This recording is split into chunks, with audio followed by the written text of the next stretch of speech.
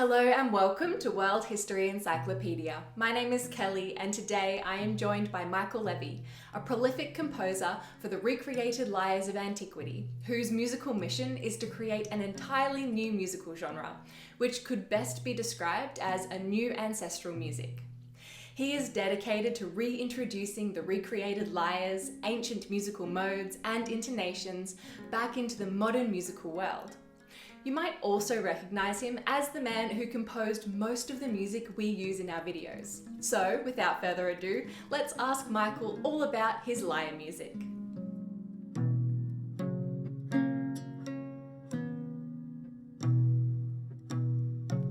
Let's start with the inspiration behind your musical quest. Why the lyre? Why did you start playing the lyre? Why not?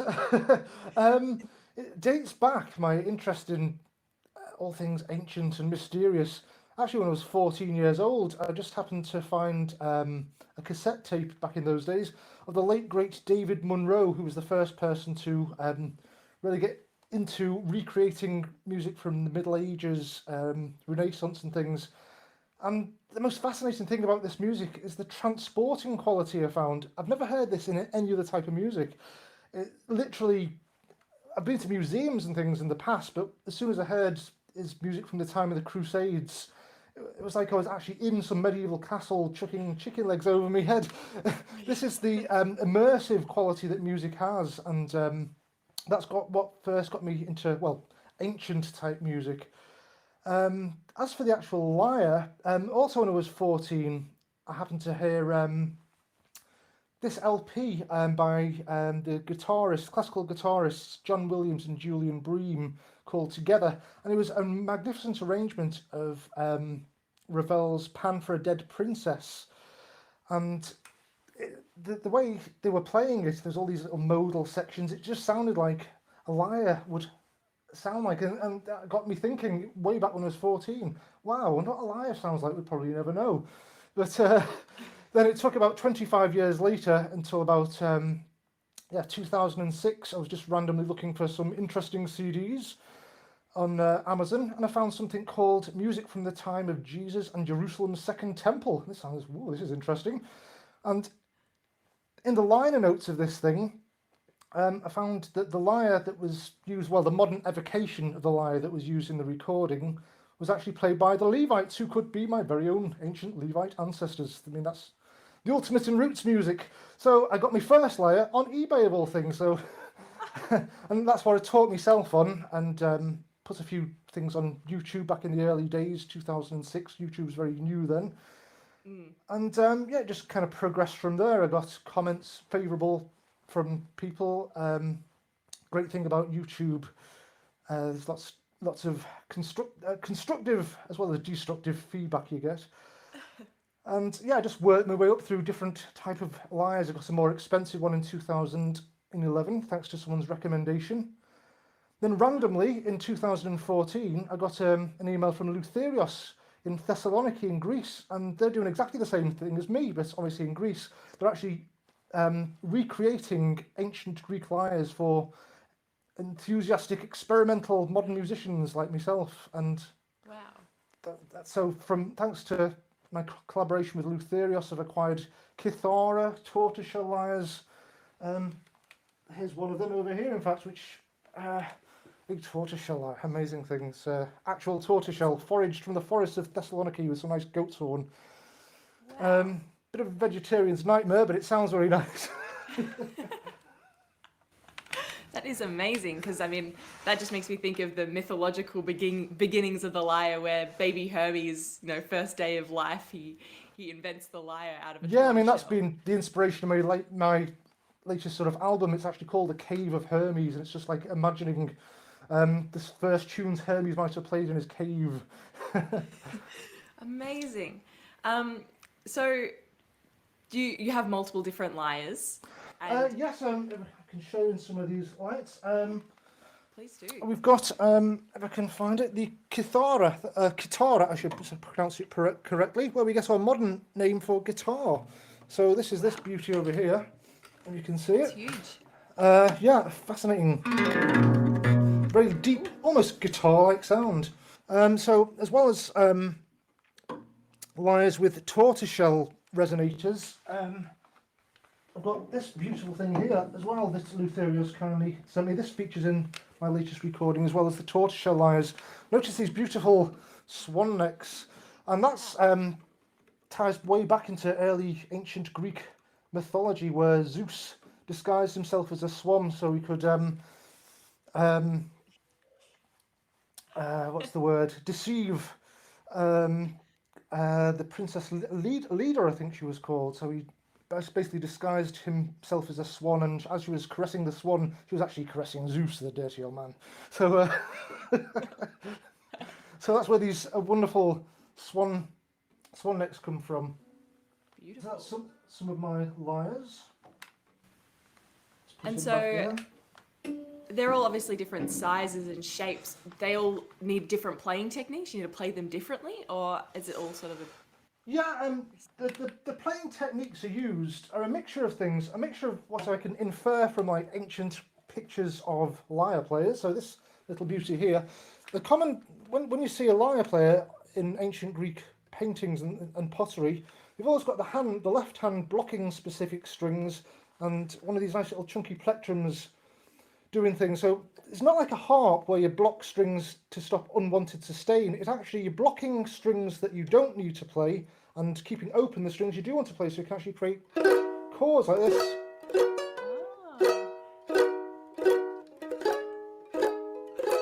That sort of idea. So that's inferred from both ancient Greek illustrations on pottery, also in parts of Africa where the lyre is still played today, the kra in Eritrea. This block and strum, as we call it in the lyre circles, this block and strum technique is alive and well in Eritrea. And also, other things you can do where the lyre is still played today, in Egypt, they play the simsimia. They have this wonderful tremolo sound, so that's where I get my tremolos from. A bit like a mandolin you can do with the plectrum. That sort of thing. And it's all these things that you can't do on a harp or a guitar. It's like playing a harp, guitar and mandolin all in one instrument. It's like literally a portable orchestra. amazing? So the way that you've played it there, you'd play the kithara the same way, or would you play that a different way? There's plenty of, the kithara is got a deeper tone to it, and only the professional musicians of ancient Greece played the kithara, whereas the chelys, that's like basically Greek for the tortoiseshell lyre, that was used for like more domestic use, and also they played it in symposiums, ancient Greek drinking parties, rough and ready sort of lyre, and also Plato in the Republic advocates teaching young boys aged 12 or so when they're learning musical theory to teach it on the lyre because its notes are clear and pure and stuff like that. So this is the kithara, if I can just find my plectrum, which is hiding behind here. There we are. This is an interesting plectrum. It's made of a goat's horn. Oh wow! So beats Compared to the Dunlop rubber things you play guitars with. So a much deeper sound.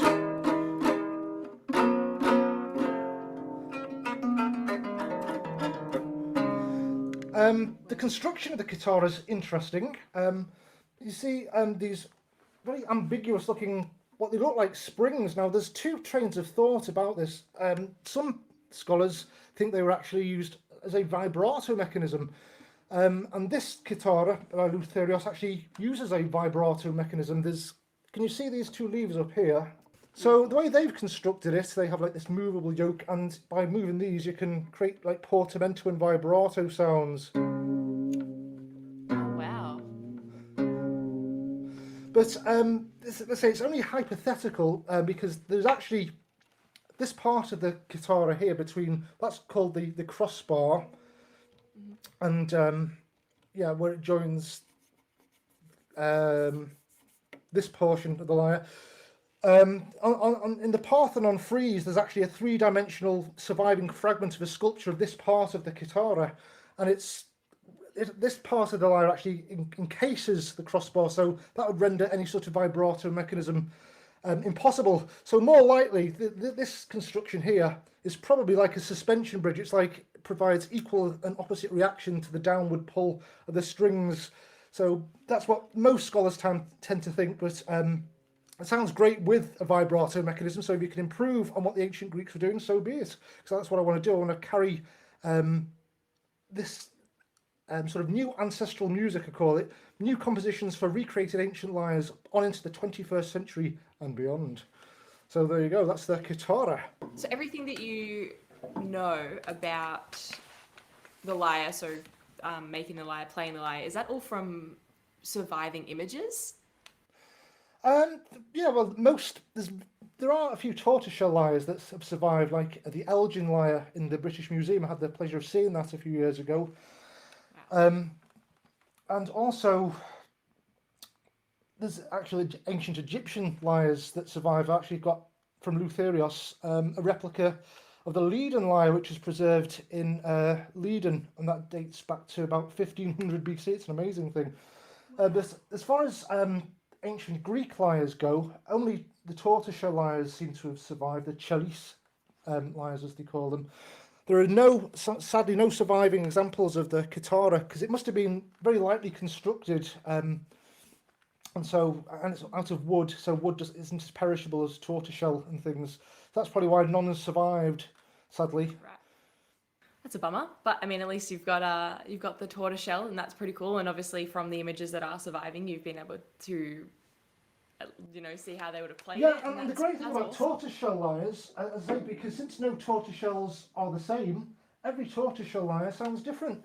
So this is another one I've got from Luthieros. That's a more nicely figured tortoiseshell, and this also features in my latest recording, the Cave of Hermes, and the track it features in is called Song of the Tortoiseshell Lyre. I'm not going to play that now because that was an improvisation, which I can never play again. But just to give you some idea, it's a completely different timbre than the first instrument.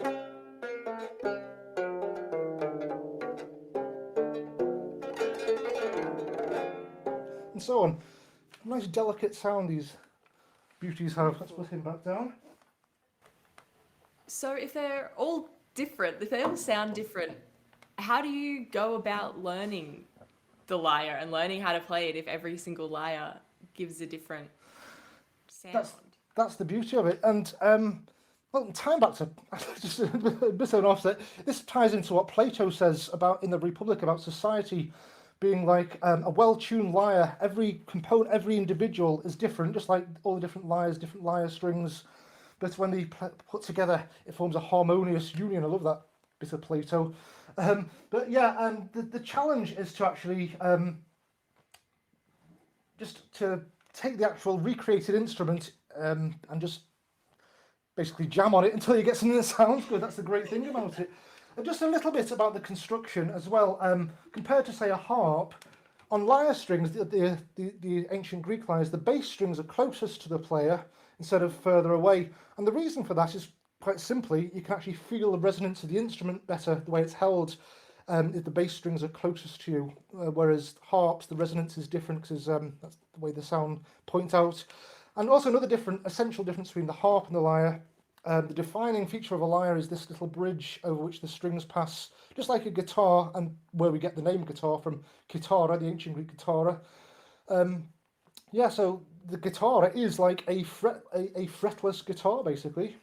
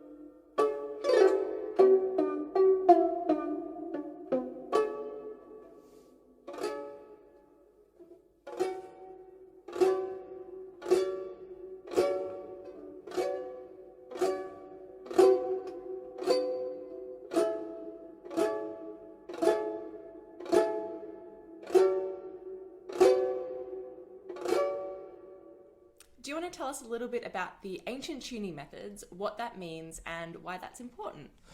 Yeah, well, there's two components to the ancient tuning methods. First of all, you have what we call the intonation. That's like the specific ratio, how the musical intervals are formed. And then the other aspect to that is these wonderful ancient modes that we've almost forgotten about in our modern, very standardised Western music, where all you have are these major and minor keys, where all you can have, no matter what key you're in, is just happy, sad, happy, sad, happy, sad. Whereas all the ancient Greek modes, for example, have all different qualities.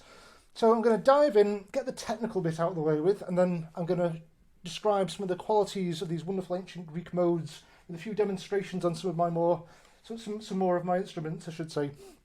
So right, the technical bit now. And you'll have to excuse me because I'm not a mathematician. But this is called, I say, intonation. And in antiquity, they used just intonation. What's just intonation? Well, that started off the basic concept way back in ancient Mesopotamia when they were creating the first fretted lutes. And the Mesopotamians were very good at dividing things up. They gave us our seconds and hours and things. And they experimented doing this, working out where they could put the frets on these lutes.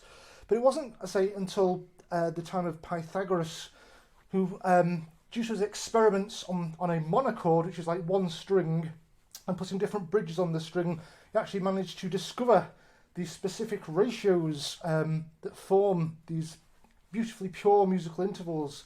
And they're much purer than the music we're accustomed to in modern equal temperament, because they used whole number ratios. So if you think of a whole number, it's more geometrically pure if you put it on a graph or something than all the mixed up ratios we have in equal temperament. So let's just describe these wonderful pure ratios. So I'll demonstrate on this little baby. This is another of my little lyres. This isn't made by Luthieros, it's made by a company in the States called Marini Made Harps. And I like this one because when I used just intonation, because it's made by harp makers, the tone is much purer, so you can hear the sound better. So let's start off with the Pythagorean fourth, which is the ratio that Pythagoras discovered was the ratio 4-3, or in other words, if you have a string and you cut and you sort of divide it 3/4 of the way through to give you this nice pure sound. That's a perfect Pythagorean fourth. Then if you divide the string into 2/3, that gives you the ratio 3-2, and that's the perfect fifth. And then if you cut the string in half, well, divide, I should say, if you divide the string in half, that's the ratio 2-1, and that gives you what we call the octave. And that's your three basic intervals in just intonation that you get in Pythagoras. And why is the reason he only uses these three intervals? Well, it's all to some other very quirky thing, which is his Pythagoras' numerical cosmology. This is where it gets a bit deep and profound. Because these ratios that are described, 4-3, 3-2, 2-1, they all fit onto one of these wonderful things, the tetractys. Now, what the heck is a tetractys? In Pythagorism, I can never pronounce that, the Pythagoreans, who followed and venerated Pythagoras, this was a sacred symbol. It's almost like a mathematical religion, because the numerical cosmology that this related to,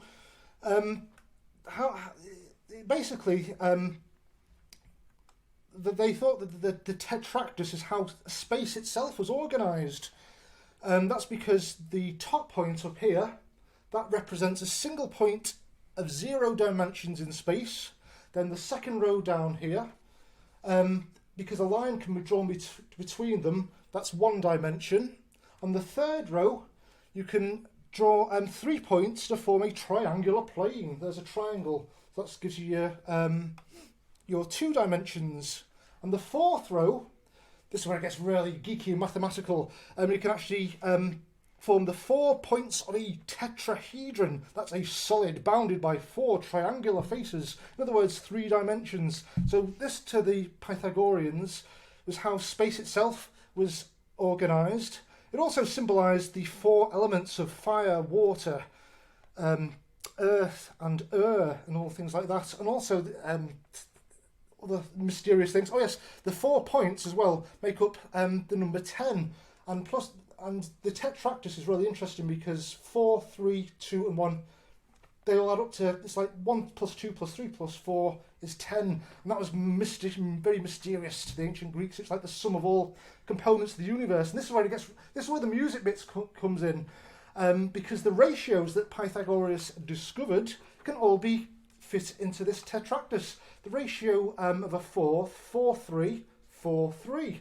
Very mysterious. The ratio of a fifth, 3, 2, 3, 2. Incredibly mysterious. And the ratio of an octave, 2, 1. 2, 1. And the fundamental, or the root, as we call it in our modern music, is just represented by this point of 0 dimensions. So it was well into this sort of mysteriousness about it, but that didn't really take into account musicality, because then you have, in intervals, you have the third. And this is where, a few hundred years later, we come to this theorist called Ptolemy. And he was around sort of Greco-Roman guy who was a musical theorist, and he approached music in a different way.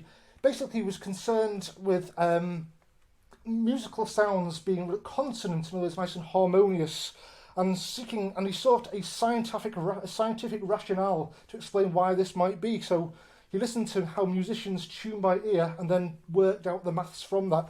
So then we came up with the third, the pure third. I'll just play a pure third on this wonderful little device.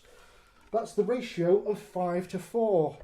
This is why Pythagoras wasn't really interested in the third, because it wouldn't fit into his holy tetractys. So this is a third, a nice pure third. So that's a little bit about these intervals, but also there's ancient texts describing how these intervals can be used to sweeten the notes of a melodic line, and this ties back into the sort of style of lyre playing that I do. It's based on this quote, and this is by this guy called Pseudo Longinus, and there's a book he wrote called On the Sublime. That's basically a 1st century Roman era Greek work on literary criticism. And here's the quote when he talks about these beautiful pure fifths and fourths, and of course he's talking in just intonation because he didn't have equal temperament back then. Melody is sweetened by 2 paraphonic intervals, the 5th and the 4th. So an example, just playing any notes at all, these 5ths and the 4ths sound lovely.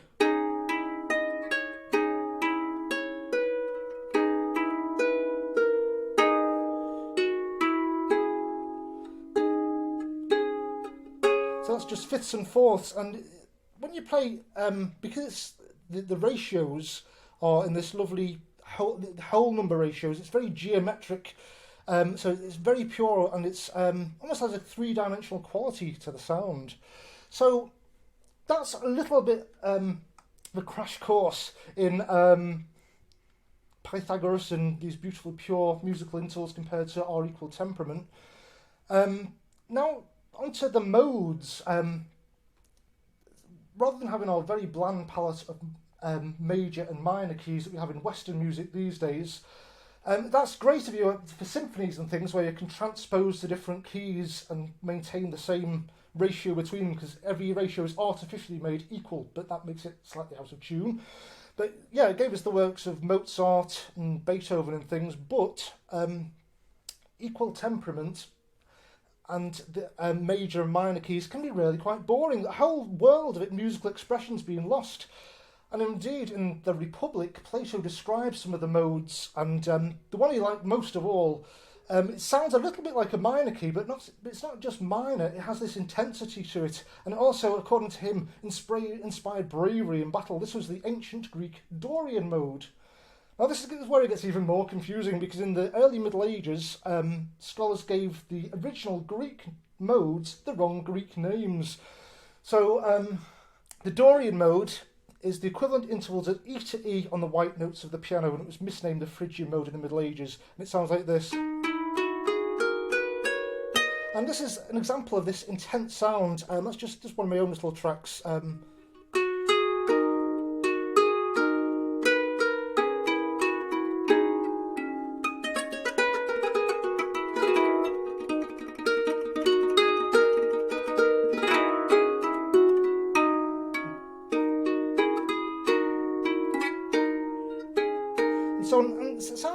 minor, but again, it's that intensity. It's very philosophical. I can understand why Plato was well into the Dorian mode.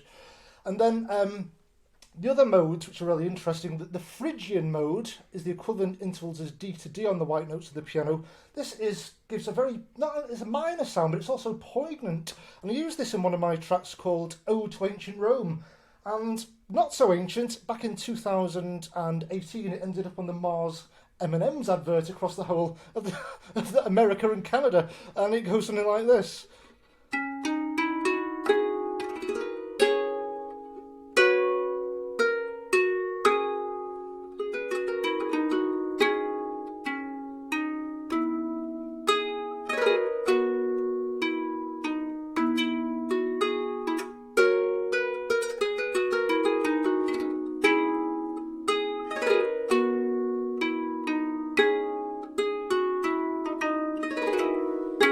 This really poignant sound, and I like the sound of this particularly because to me it evokes the lost world of antiquity, which I'm trying to evoke musically in the same way as, say, an ancient historical author will try and evoke the ancient world through literature. I do it through tunes, or I attempt to do so. And this is the toolkit, the ancient modes and the intonations, and they're all lovely things. I don't want to go into too much detail here, but just to run through what the modes were. The ancient Greek Lydian mode is the equivalent intervals of C to C, like a major scale. Phrygian I just mentioned, D to D. Dorian, E to E. Hyper-Lydian, that's a nice one. That sounds major, but it's got a dreamy quality to it. So it's like the equivalent intervals is F to F, so it sounds something like this.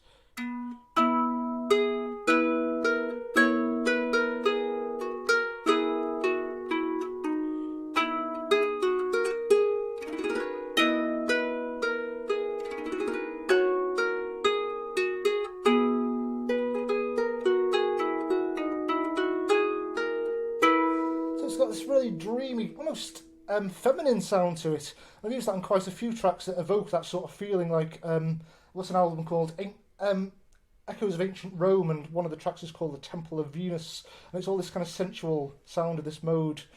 And just briefly mention one of the exotic modes. There's nothing primitive about ancient music because nothing's changed in the way our brains structure the world. We're only about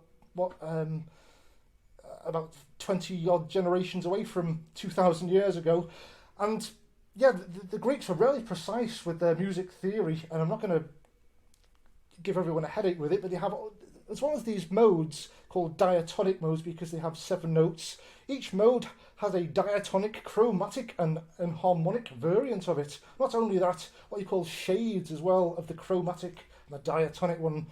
And the most interesting thing is the enharmonic one. That uses quarter tones. And let's put this one down. I'll just briefly show you what a quarter tone sounds like. This is called the Archytas enharmonic genus. Archytas was again some theorist. And very exotic, very intense sound you get with quarter tones.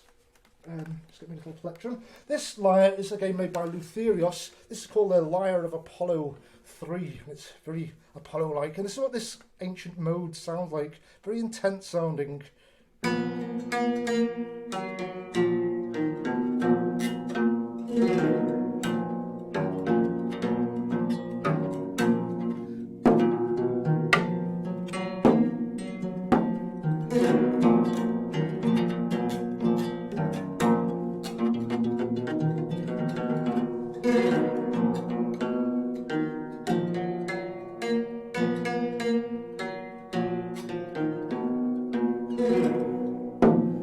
Just to give you a demonstration, very exotic sound you get with these quarter tones.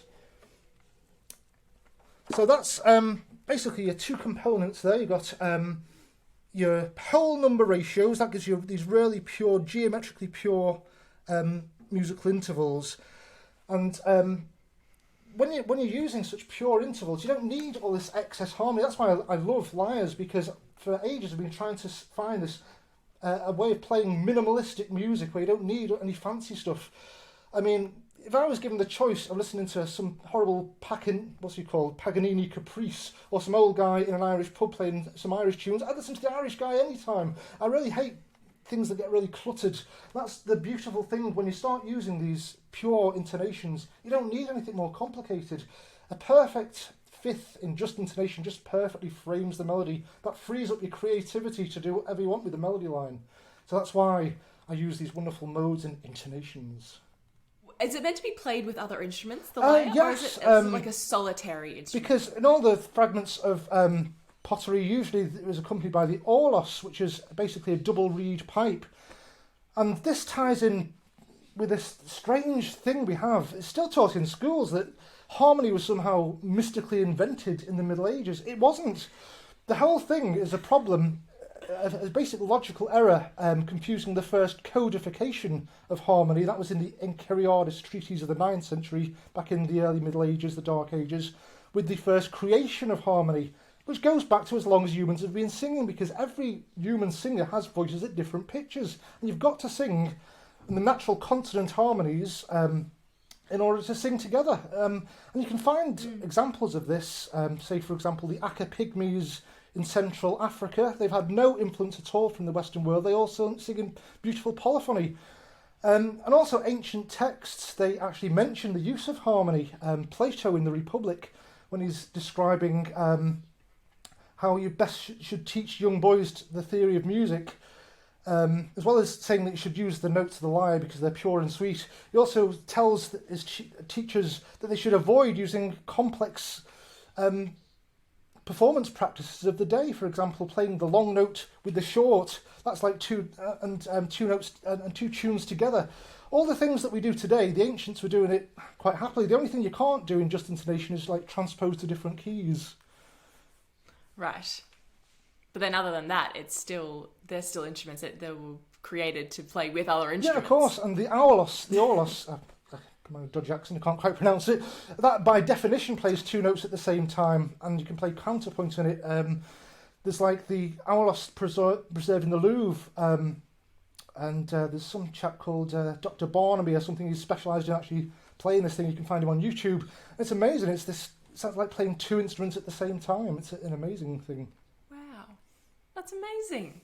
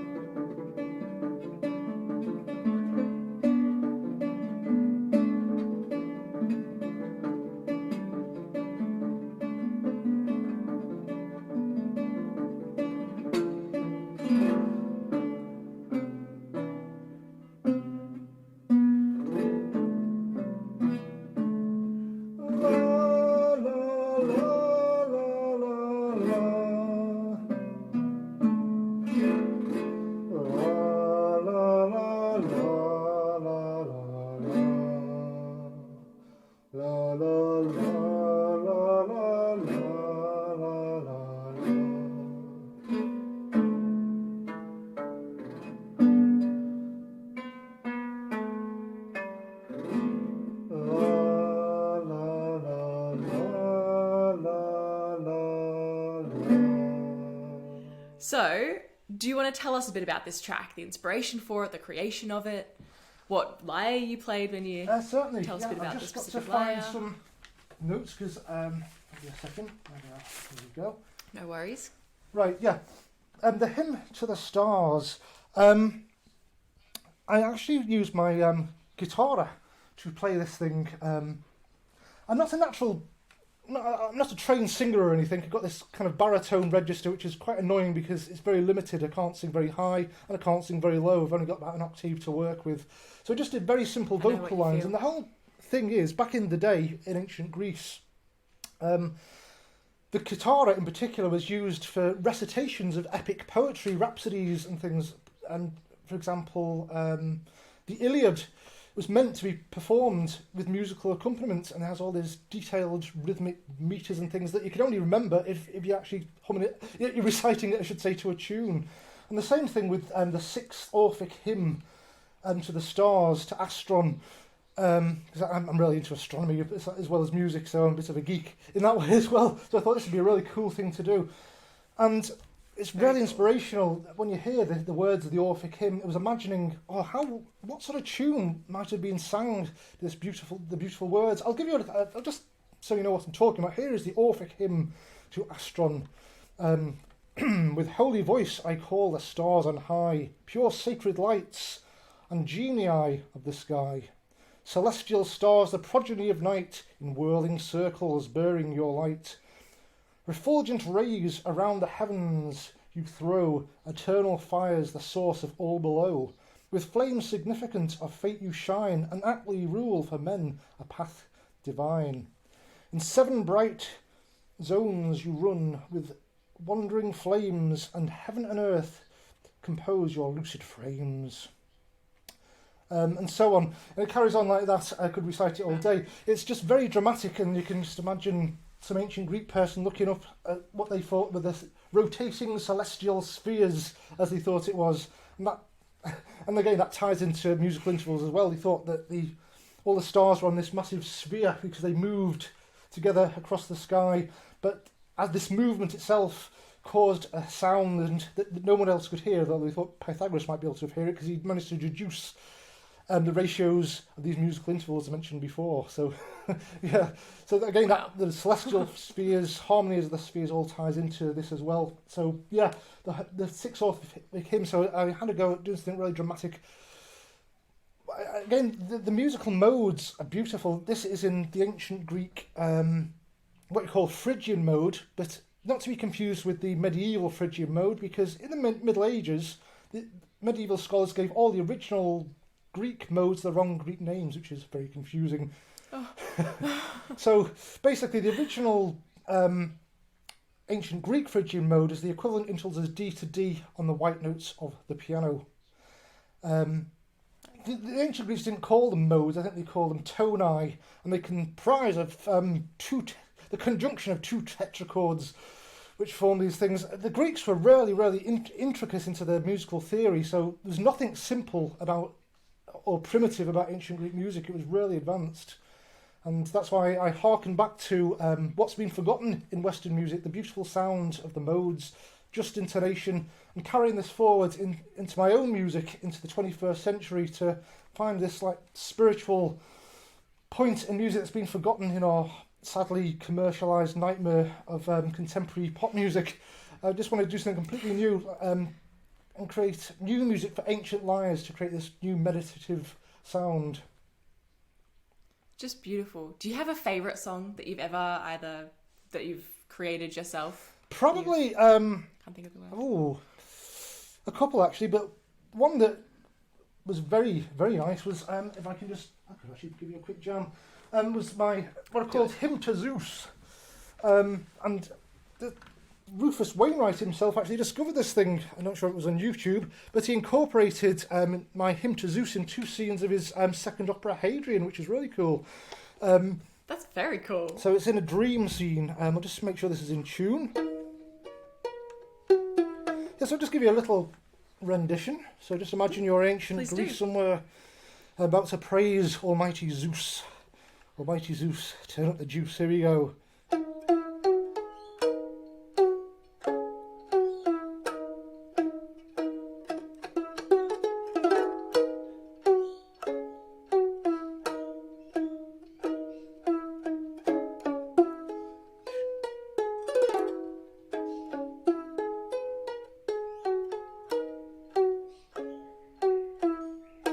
That's just a few bars of it. Beautiful. So this is what I mean. It's in just intonation. So all you have is these beautiful, pure intervals of these fifths and fourths and things. That's all you need, and it's transporting. It literally is like this three-dimensional sound just intonation has compared to our wish-washy equal temperament. It's absolutely beautiful. That was lovely. Well, thank you so much, Michael, for joining us. Really appreciate you showing us your technique and all your lyres. It's been phenomenal to talk to you. For anyone wanting to listen to Michael's music more, you can find him at his website, ancientlyre.com, also on Spotify, and pretty much anywhere you can find music, YouTube as well. So do make sure to check all of that out. So thank you so much for joining me today. My pleasure. Thank you, Kelly. This video was brought to you by World History Encyclopedia. For more great articles and interactive content, head to our website via the link below. If you like my shirt, you can find this design and a bunch more in our shop at worldhistory.store, or you can find the link for it under our merch tab. Thank you so much for watching, and we'll see you soon with another video.